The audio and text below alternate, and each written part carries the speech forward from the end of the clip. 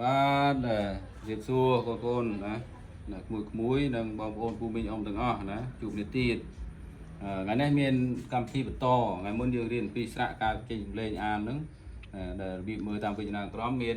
EC រហូតដល់អអញ្ចឹងណាអញ្ចឹង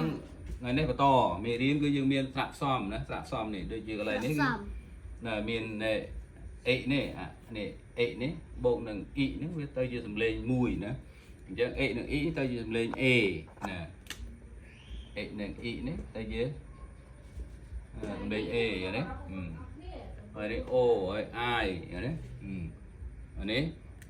a ហើយនឹង u នេះ a និង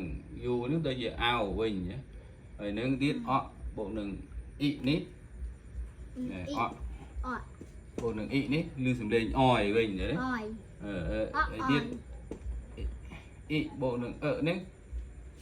ឬសំឡេងអ៊ីវិញហើយមានទៀតនេះមានអ៊ីអេបូកនឹងនេះទៅជាអ៊ីយ៉ាងទៀតណាចឹងមានច្រើនណាមានច្រើនចឹងចាំមើលខ្ញុំឧទាហរណ៍ឲ្យឃើញណាបងប្អូនណាឥឡូវយើងឧទាហរណ៍ណាឧទាហរណ៍ពាក្យថាសេ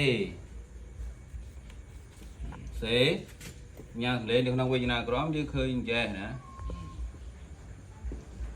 ចេះមកបើស្នាក់ពាក្យវាជាអីបើជានាមប្រែថានិយាយសេប្រែថានិយាយសអេសេឥឡូវស្រាក់មួយទៀតនេះស្រាក់អូមកតែពាក្យថា no ទៅពេលគេសេសញ្ញាសំឡេងគឺវាទៅជាចេះណាស្មើនឹងអីទេតោះពាក្យថ្នាក់ពាក្យខ្លះខ្ញុំអត់ប្រកាសទេអញ្ចឹងដាក់សញ្ញាស្មើឲ្យណាអមកថាពាក្យអីទៀតអីយ៉ាសុំទោស file យ៉ាងទៅណាពេលសញ្ញាសំឡេងសញ្ញាសំឡេងគេចេះមកណាវាស្មើនឹងលេខ5អញ្ចឹងណាលេខ5 file យល់ទេហើយដូចជា boy នេះ boy ក្មេងប្រុស boy ឬក្មេងប្រុសដល់ពេលសញ្ញាសំឡេងរបស់វាគឺនេះគេសេចេយល់ទេអានេះមានជានាមក្មេងប្រុសអញ្ចឹងយើងមើលណាយើងអានចេះណាអស្រាក់នេះអក្សរនេះមិនបានអានតែចេះបើយើងមិនអានថា s a y អានថាសាយទៅអត់ទេណាតាមលេងរបៀបអានចេះលេងគឺចេះណាសេនិយាយណូនេះចេះមកណាអញ្ចឹងយើងត្រូវដឹងវាឥឡូវយើងចង់ដឹងថាខ្មែរនឹងតាកតងណានិយាយនឹងរបៀបមិនខ្លះឥឡូវខ្ញុំឧទាហរណ៍ពាក្យមួយណាឲ្យបងប្អូនមើលមកតែពាក្យថាកម្ពុជាអញ្ចឹងណាទាញ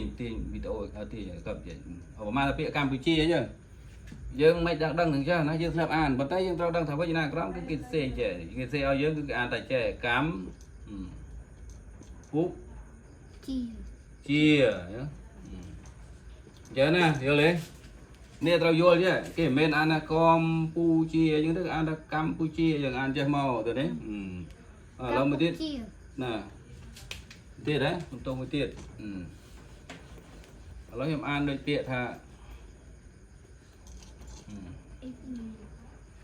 មកដូចថាពាក្យថាមករាអញ្ចឹងណាខែមករាអញ្ចឹងយើងអានគេពេលមើលសំឡេងមើលវិញ្ញាណក្រមគេអានថាម៉ាក់យើងកាក់អញ្ចឹងទៅកាក់